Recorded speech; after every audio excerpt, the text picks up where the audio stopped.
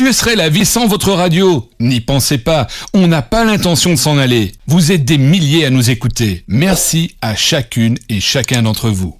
Écoutez la voix qui vous parle de l'autre côté des ondes. C'est la radio que vous aimez. Merci à vous, chers internautes et téléspectateurs qui nous rejoignez sur notre chaîne. C'est mardi, jeudi 19 décembre 2024, dans le cadre de vous informer sur la situation qui prévaut entre les forces armées de la République démocratique du Congo, soutenues par le VDP Wazalendo contre les rebelles du M23 dans plusieurs localités et territoires de la province du Nord Kivu. Nous vous demandons de pouvoir vous abonner nombreux, vous abonner massivement en partageant nos informations aux autres dans le seul but de pouvoir trouver la suite de nos diffusions à tout prix que nous allons poster de nouvelles informations. Reprise des affrontements entre les volontaires pour la défense de la patrie VDP Wazalendo et le rebelle du M23 RDF autour de l'agglomération de Katwa. Nous sommes dans la partie sud du territoire de Lubero au nord Kivu.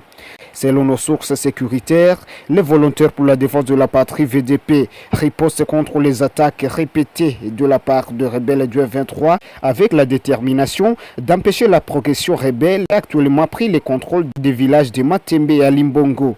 Territoire de Walikale, les combats viennent de reprendre ce mardi 19 décembre entre les Wazalendo et les M23 RDF. Selon nos confrères de la radio communautaire des Mouesso, ces affrontements se poursuivent à Kanouné, un village situé en groupement Ikobo, en territoire de Walikale au nord Kivu. Cependant, le déplacement massif des populations s'observe dans la région, craignant ainsi les effets qui peuvent être entraînés par ce combat, ce qui a poussé les habitants depuis tôt les matins de séjour à se déplacer vers d'autres villages et brousses de la région. Chers internautes et téléspectateurs, merci d'avoir suivi cette série d'informations sur notre chaîne. Abonnez-vous nombreux, abonnez-vous massivement et partagez nos informations dans le seul but de pouvoir trouver la suite de la situation sur notre chaîne. Rendez-vous dans la prochaine diffusion. Que serait la vie sans votre radio? N'y pensez pas, on n'a pas l'intention de s'en aller. Vous êtes des milliers à nous écouter. Merci à chacune et chacun d'entre vous. Écoutez la voix qui vous parle de l'autre côté des ondes. C'est la radio que vous aimez. Y a-t-il donc encore un espoir de dialogue entre les Congolais et les Rwandais? Les deux présidents devaient se retrouver dimanche à Luanda, mais seul Félix Tshisekedi a fait le déplacement. L'enjeu est crucial, il vise à rétablir la paix dans l'est de la RDC, déchirée depuis 30 ans par des conflits. Le ministre des Affaires étrangères rwandais était l'invité hier soir de Myriam Amlal pour le journal de l'Afrique. On écoute un extrait. Le sommet du 15 décembre à Luanda a été reporté pour une raison très simple. C'est que le seul sujet à l'ordre du jour de ce sommet était donc la signature d'un projet d'accord entre le Rwanda et la RDC n'était plus d'actualité puisque les ministres qui s'étaient réunis la veille pendant presque 9 heures n'étaient pas tombés d'accord sur le seul point qui restait, le seul point contentieux qui restait, qui était la question des M23. Et donc c'est pour ça que le sommet a été reporté. Le problème n'a pas été le mot direct. La RDC a refusé pendant 9 heures le mot dialogue, alors que dans la communication du facilitateur angolais, qui nous avait été envoyé le 30 novembre, la RDC avait enfin accepté un dialogue avec le M23 dans le cadre du processus de Nairobi. Donc on a passé 9 heures sur le mot dialogue.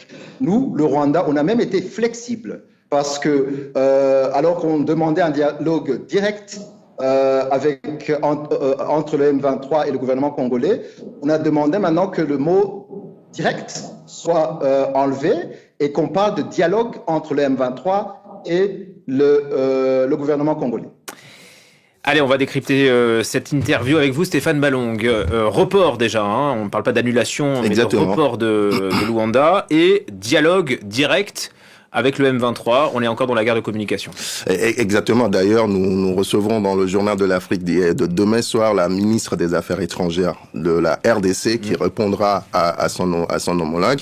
En attendant, vous le dites bien, on est dans la guerre des mots, c'est parole contre parole, on est dans l'interprétation, si vous voulez, à son avantage, des textes qui encadrent ce processus. Quand vous écoutez le ministre des Affaires étrangères rwandais, en gros, ce qu'il dit, pour résumer, c'est que au-delà même du fait d'avoir, quelle que soit la forme du dialogue dont on parle, ce que dit la position de la RDC est nous ne voulons pas de dialogue avec le M23. On verra ce que nous répondra la ministre des Affaires étrangères demain, mais déjà un communiqué publié lundi par son cabinet dit ceci. Et en gros, on reconnaît qu'il y a eu, la question a déjà été posée sur la table, on le voit à l'écran. On reconnaît aussi que le Rwanda a exprimé le besoin de ce dialogue, et que cela a été consigné dans les documents. Mais ce que disent les autorités congolaises, c'est que cette question ait été évoquée, que cette question ait été consignée dans le document ne signifie en aucun cas une acceptation de la part des autorités congolaises. Et d'ailleurs, il rappelle que depuis toujours, la RDC, la position de la RDC a été de refuser un dialogue avec le M23 que les Congolais considèrent comme un groupe terroriste soutenu par le Rwanda. Donc, pour la RDC, il s'agit d'une question de reconnaissance politique, parce qu'engager, je vous le disais ici lundi, engager un dialogue avec le M23, c'est reconnaître le M23 comme organisation, pas seulement un groupe armé, mais aussi politique. Et ce que dit les Congolais, et j'arrête là, parce qu'il ne faut pas rentrer trop dans les détails, au risque de vous perdre, c'est de dire, il y a un processus qui a été enclenché à Nairobi, qui prévoit de traiter la question des groupes armés dans l'est de la RDC, et que ce processus-là est le lieu pour traiter la question du M23, mais pas seulement du M23, pas exclusivement du M23, mais de l'ensemble des groupes armés de l'est de la RDC. Ce processus de Nairobi, Stéphane, il prévoit quoi, justement ? Alors, il est important de rappeler deux choses. La première, c'est que dans la résolution ou dans les efforts diplomatiques, si vous voulez, qui ont été engagés au niveau régional et au niveau continental pour résoudre cette guerre dans l'est de la RDC, il y a notamment deux processus. Le processus de Nairobi, qui a été enclenché dès 2022, qui est sous l'égide de ce qu'on appelle la communauté d'Afrique de l'Est, et qui a été engagé en 2022. Et il y a un autre processus qui est le processus de Luanda, celui-là dans le cadre duquel devait se tenir ce sommet de dimanche, qui est chapeauté par l'Union africaine. Et ce processus-là, celui de Luanda, c'est un processus qui est davantage politique et diplomatique et qui consiste à régler les différends entre la RDC et le Rwanda. Donc, Luanda, régler les différends entre la RDC et le Rwanda. Nairobi, régler la question des groupes armés sur le plan militaire dans l'est de la RDC. Donc, le processus de Nairobi, si vous voulez, l'idée, c'est quoi? C'est reconnaître, dire que les groupes armés, tous les groupes armés qui interviennent dans l'est de la RDC, on parle de groupes étrangers et de groupes locaux. Les groupes étrangers doivent quitter le territoire congolais. Les groupes locaux doivent rentrer dans le cadre d'un programme de désarmement et de démobilisation. Et tout cela devait conduire à un cessez-le-feu. Vous voyez, et c'est dans le cadre de ce processus-là que la RDC veut traiter la question du M23, des rebelles du M23, mais pas à titre exclusif, mais à titre collectif, dans l'ensemble, dans le cadre de tous les groupes armés qui interviennent dans la RDC. Que ce soit le processus de Nairobi ou le processus de Luanda, est-ce que le dialogue est rompu ?